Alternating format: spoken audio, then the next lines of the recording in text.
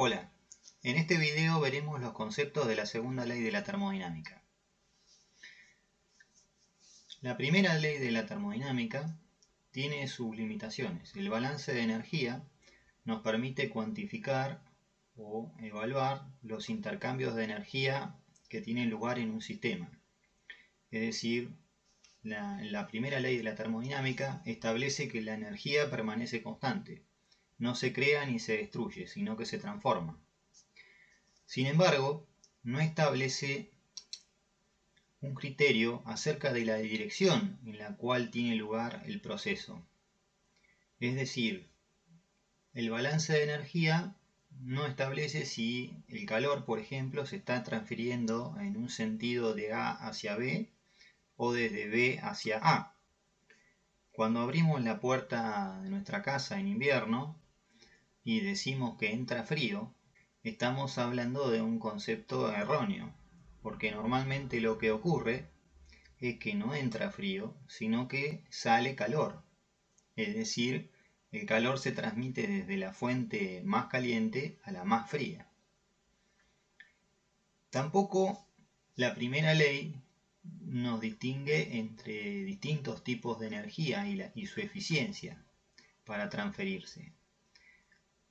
A la primera ley, es decir, el balance de energía, le da lo mismo la energía transferida en forma de calor o trabajo. Para el balance siguen siendo joules. Sin embargo, no es lo mismo la transferencia de calor que la de trabajo. Uno de estos se transfiere en forma mucho más efectiva, es decir, el trabajo se puede transformar de forma mucho más eficiente en calor, energía cinética o energía potencial que el calor.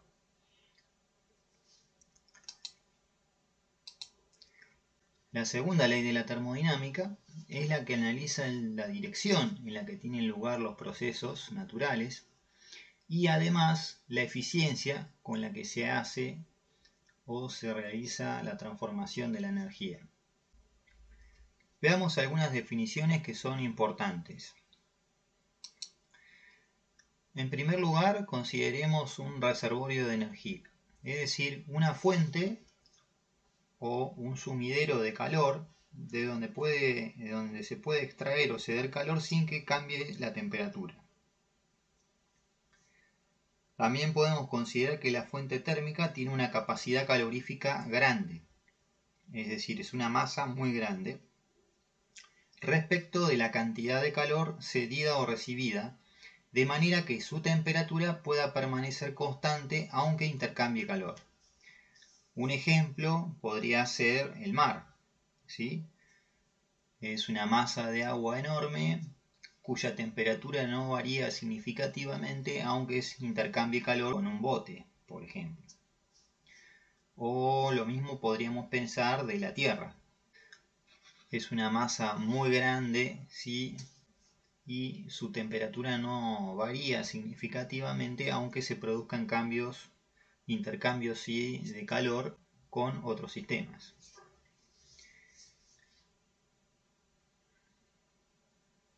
Otro concepto importante son las máquinas térmicas. Estas son un dispositivo que tiene por objeto transformar calor en trabajo mecánico. Es decir, el calor proviene en general de una combustión de un material y dicho calor es absorbido por un fluido que cumple un proceso cíclico, entregando parte de la energía recibida como trabajo mecánico. Este proceso cíclico es un proceso cerrado, ¿sí? Un sistema cerrado, en el cual el fluido que sale de una determinada condición de temperatura y presión retorna luego de sucesivas etapas de proceso al mismo punto de temperatura y presión. Otra definición importante es la de máquina frigorífica. En este caso sería el opuesto a la máquina térmica.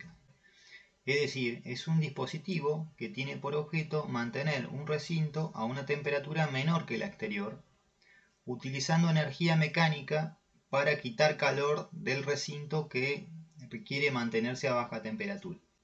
Estamos transformando energía mecánica en calor, que es retirado de un recinto. Veamos algunas evidencias experimentales para distinguir en qué dirección ocurre un determinado proceso en forma natural. Un recipiente que se encuentra a una temperatura T distinta del ambiente, T0, se calentará o se enfriará hasta anular la diferencia de temperatura con el medio. Sin embargo, el proceso inverso no se va a producir en forma natural.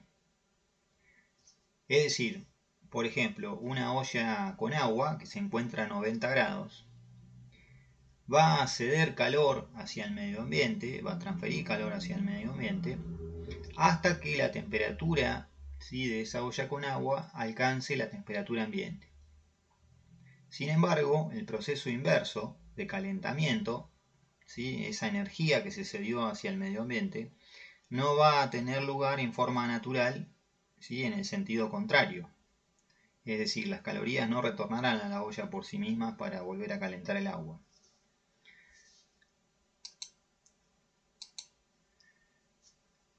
Otro ejemplo lo constituye un recipiente a presión. Si se abre la válvula de un cilindro que contiene un gas a presión, P mayor que P0, la presión atmosférica, el gas se va a expandir espontáneamente hasta alcanzar la presión atmosférica, dispersando su energía al medio ambiente o al medio circundante. Nuevamente el proceso inverso no se va a producir, ¿sí?, es un proceso no factible, inverso, a menos que se consuma energía para comprimir el gas.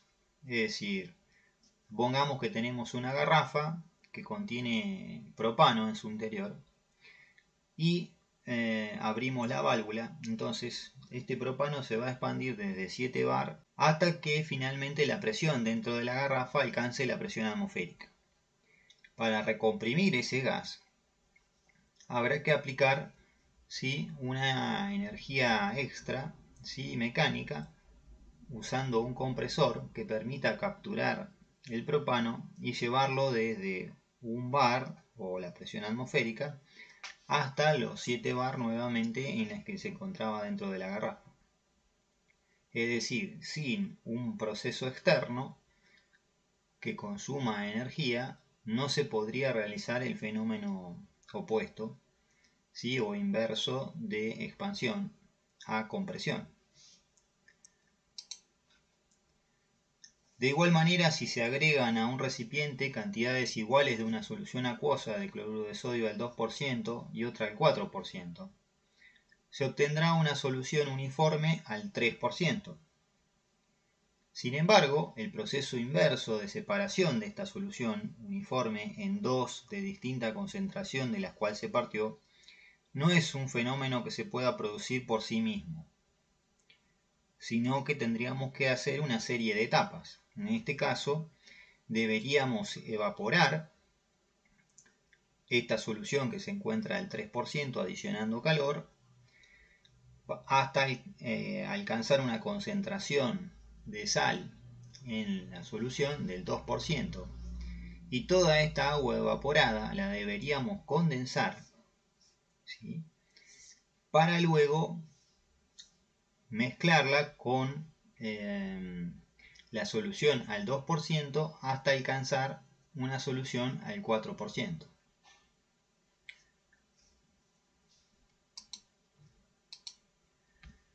Los procesos naturales entonces se producen en la dirección en que disminuye la diferenciación y aumenta el desorden, anulando gradientes o fuerzas impulsoras.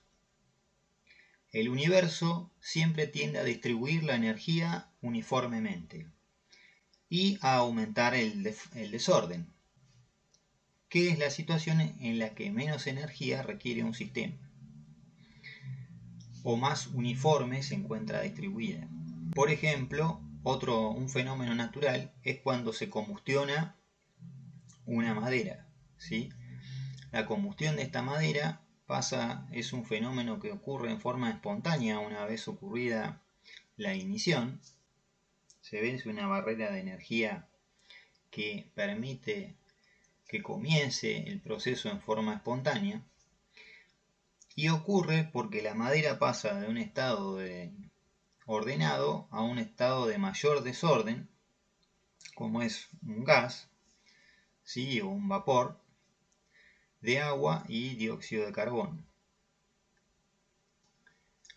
La segunda ley de la termodinámica entonces nos brinda herramientas para determinar la factibilidad de un dado proceso y cuantificar su grado de irreversibilidad. Es decir, la segunda ley nos permite decir si se va a poder desarrollar en un determinado sentido o no, y nos permite determinar también qué grado de irreversibilidad, es decir, cuán lejos estamos de que ese proceso sea reversible. Para ello, utiliza la segunda ley una función de estado de carácter extensivo que se denomina entropía.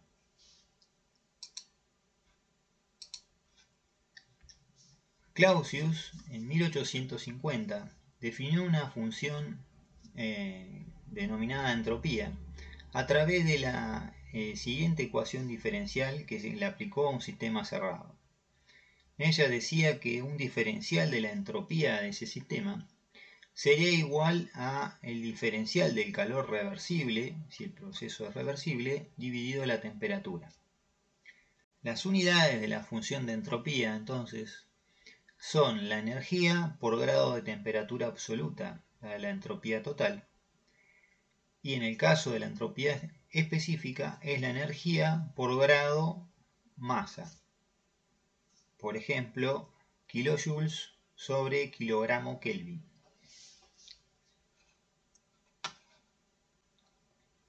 Como vimos en la primera ley, la energía se mantiene constante, es decir, siempre se conserva, no se crea ni se destruye, sino que se transforma.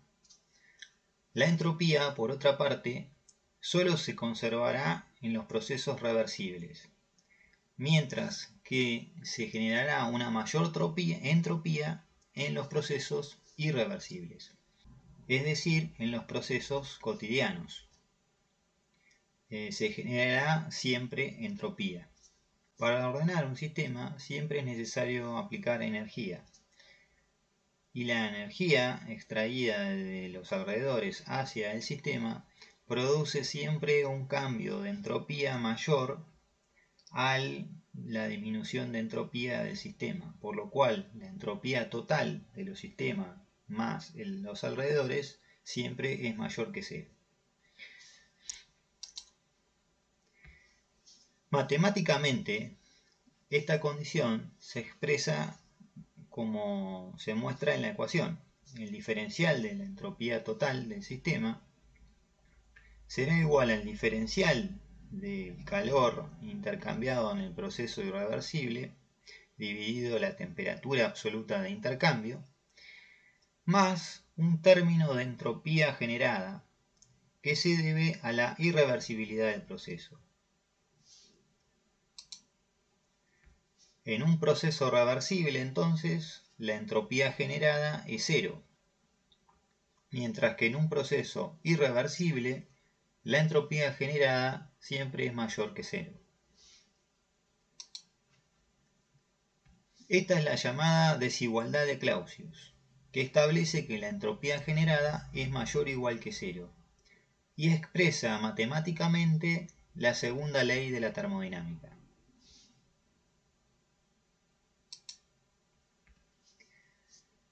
Si tenemos un sistema que intercambia materias con los alrededores, es decir, un sistema abierto, la entropía de este sistema se podría incrementar o disminuir por efecto de la entropía contenida en las mismas corrientes materiales que están ingresando o saliendo del sistema.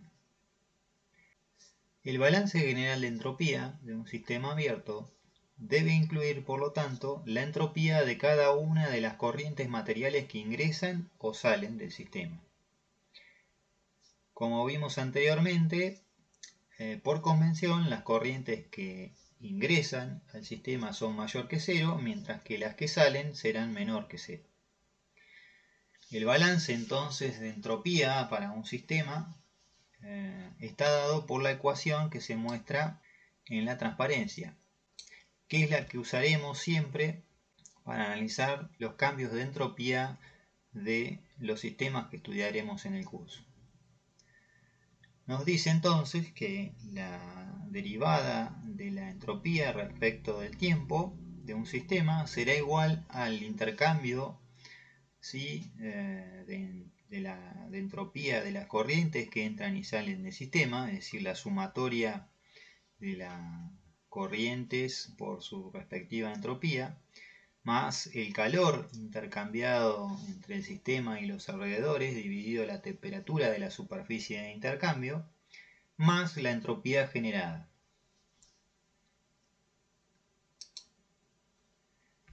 En un sistema aislado, la derivada de la entropía respecto del tiempo será igual a la entropía generada.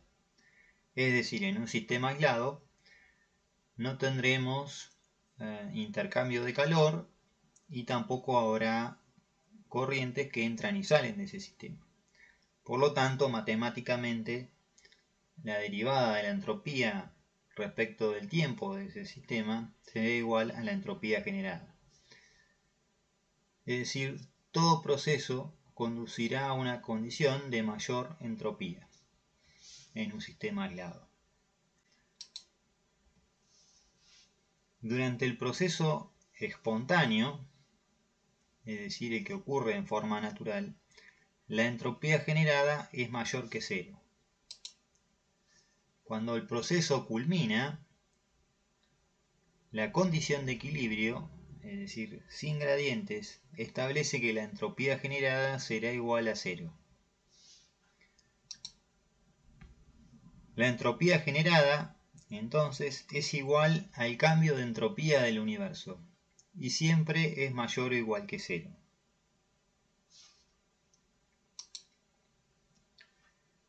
Otras expresiones de la segunda ley.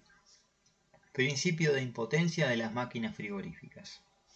Sea un sistema cerrado, ¿sí?, que efectúa un proceso cíclico, tomando calor QF de una fuente térmica que está a una temperatura TF y entregando calor QC a otra fuente que está a una temperatura TC. Es decir, tenemos una fuente, ¿sí?, fría que está a una temperatura TF, que está entregando calor a nuestro proceso cíclico o máquina frigorífica, y este proceso cíclico está entregando calor QC a una fuente térmica que está a una temperatura TC mayor. El balance de energía en este sistema, nos referimos a la máquina frigorífica, en este caso el sistema cerrado que efectúa un proceso cíclico, sería delta U, o sea, el cambio de energía total, igual al calor más el trabajo para un sistema cerrado. Sin embargo, no se produce trabajo ni se entrega trabajo en este sistema. Por lo tanto, el delta U será igual a el calor intercambiado. Sin embargo, el delta U en este proceso es igual a cero, ya que, como vimos, en este proceso cíclico, como es un sistema cerrado en el cual el fluido está retornando siempre al mismo valor de temperatura y presión del cual partió, el cambio de energía interna será siempre igual a cero en este tipo de sistema. Y por lo tanto, el balance de energía establece entonces que el calor del fluido que parte de la fuente fría tendrá que ser igual a menos el calor que egresa, ¿sí?, del sistema, QC.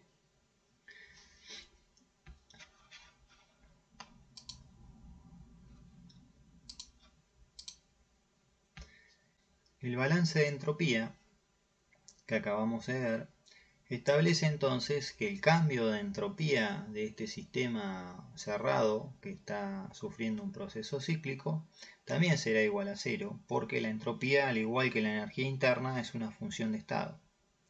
Y por lo tanto, al retornar siempre el fluido al mismo valor de temperatura y presión, no verá cambios respecto del tiempo de los valores de entropía. Y entonces se establece que el calor que parte de la fuente fría QF dividido la temperatura de la fuente fría TF más el calor que egresa del sistema QC dividido TC más la entropía generada será igual a cero. Por lo tanto, se puede despejar la entropía generada y la misma será igual a menos el calor QF dividido TF menos el calor QC dividido TC. Al mismo tiempo, sabemos que QF es igual a menos QC. Es decir, que si nosotros podemos reemplazar aquí menos QC por QF. Luego sacamos factor común QF y obtendremos que QF por paréntesis menos 1 sobre TF más 1 sobre TC, ¿sí?, será igual a la entropía generada. Esto es lo mismo, si lo trabajamos matemáticamente, a decir que TF menos TC sobre TF por TC. Al mismo tiempo, sabemos que QF es mayor que 0, porque está ingresando al sistema. Por lo tanto, será positivo. De manera que la entropía generada, S gen, será mayor que 0, siempre y cuando TF sea mayor que TC. La entropía generada no puede ser menor que 0. Por lo tanto, sabemos que este proceso no es factible. Es decir, en este proceso TF es menor que TC. Y por lo tanto, la entropía generada es menor que 0, por lo cual el proceso resulta imposible o no viable. No es posible construir entonces un dispositivo que, operando en forma cíclica, tenga un único efecto de transferir calor desde el cuerpo más frío a otro más caliente.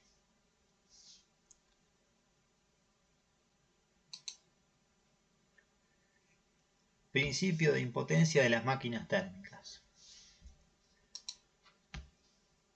Sea un sistema cerrado, entonces, que efectúa un proceso cíclico, esta vez tomando calor de una fuente caliente, ¿sí?, a una temperatura TC, y entregando trabajo mecánico a los alrededores.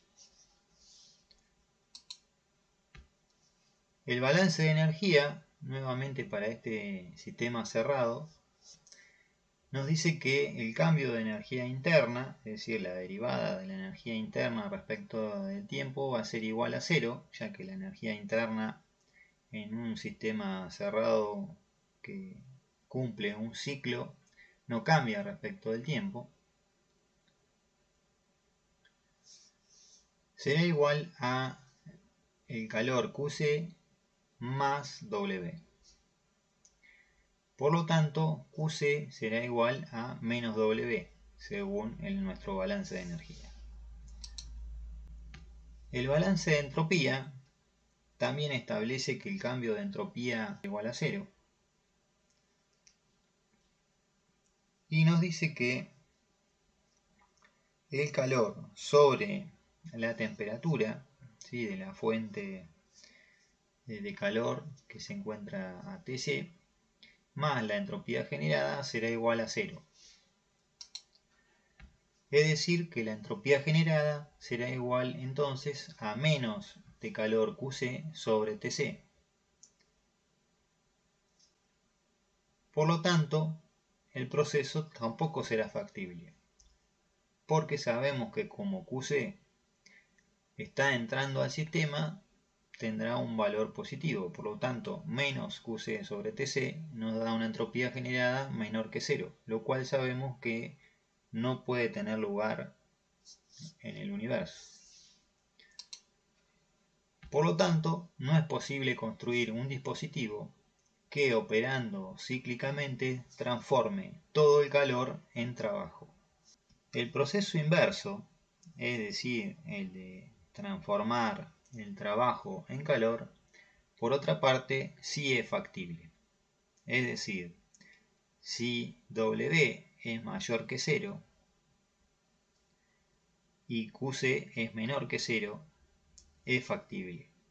Es decir, todo el trabajo puede disiparse en calor, en forma efectiva. Veamos entonces las máquinas térmicas. Una máquina térmica toma calor QC de una fuente térmica a TC. La transforma parcialmente en trabajo y cede el resto de la energía como calor QF a una fuente térmica que está a una temperatura menor, ¿sí?, denominada TF. Tenemos una fuente de calor que entrega calor al sistema.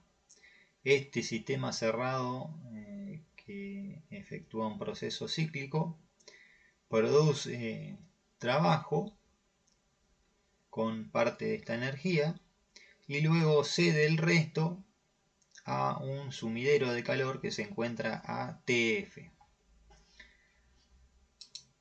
El balance de energía, por tratarse de un proceso cíclico, nuevamente nos dice que el cambio de energía interna será igual a 0 y que por lo tanto el calor QC más el calor QF más W será igual a 0. Y por lo tanto QF será igual a menos QC menos W. El balance de entropía también establece, por ser un proceso cíclico, que el cambio de entropía total del sistema será igual a 0. Y entonces QC sobre TC más QF sobre TF más la entropía generada será igual a 0. Ahora, reemplazando entonces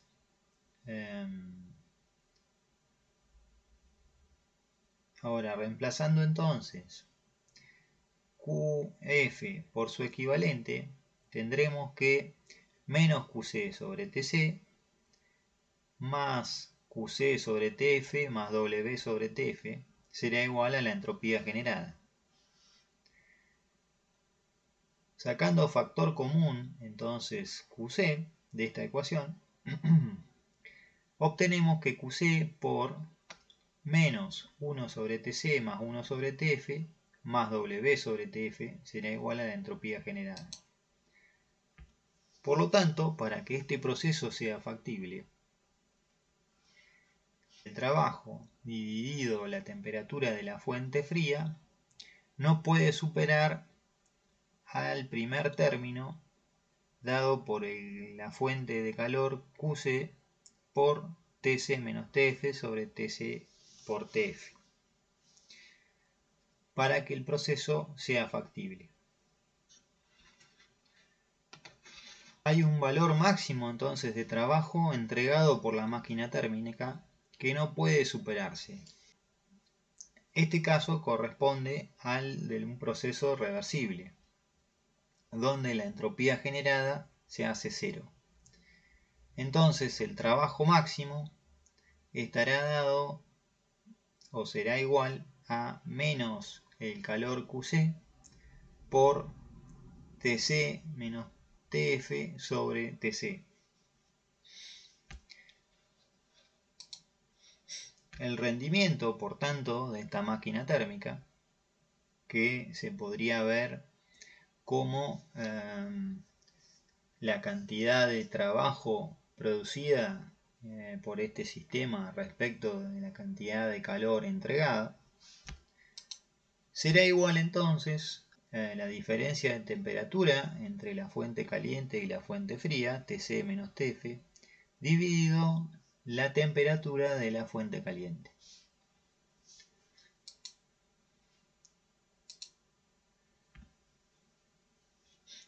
Las máquinas frigoríficas, como habíamos visto en la definición, también es un proceso cíclico, pero en este caso consume trabajo para poder quitar calor de un recinto que se encuentra a menor temperatura TF que el ambiente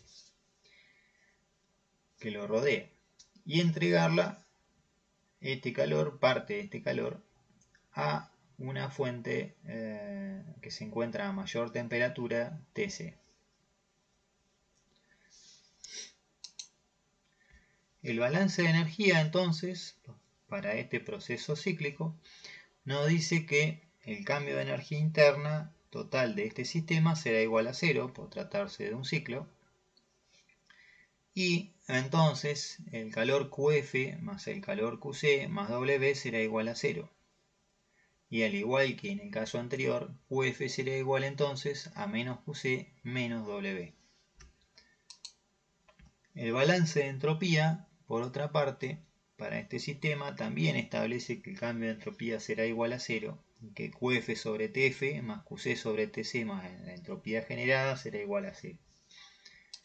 En este caso, despejando, entonces, una vez que reemplazamos QF por su equivalente del balance de energía,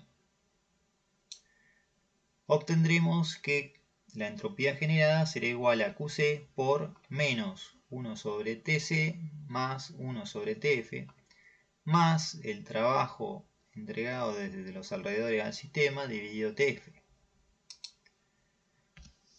Analizando estos términos, entonces vemos que como el trabajo está ingresando al sistema es mayor que 0, es decir, es un término positivo, mientras que el calor QC está saliendo del sistema, por lo tanto es negativo. Y entonces vemos que para que este proceso sea factible, siempre el término de trabajo dividido la temperatura tendrá que superar al del calor que está siendo removido del sistema. QC por TC menos TF sobre TC por TF.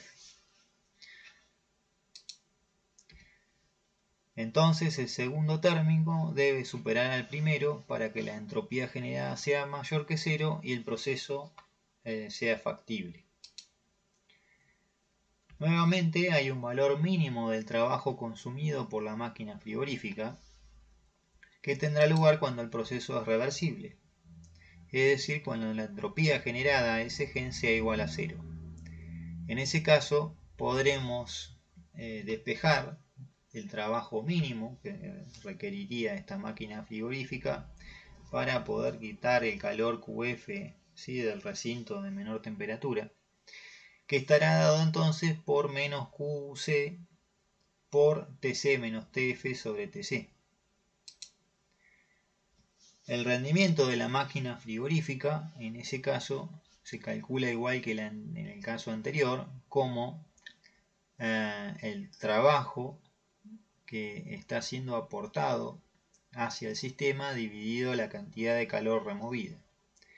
Pero para la máquina frigorífica es más interesante evaluar la cantidad de calor QF que está siendo removido del sistema respecto del trabajo aportado a la máquina frigorífica desde los alrededores.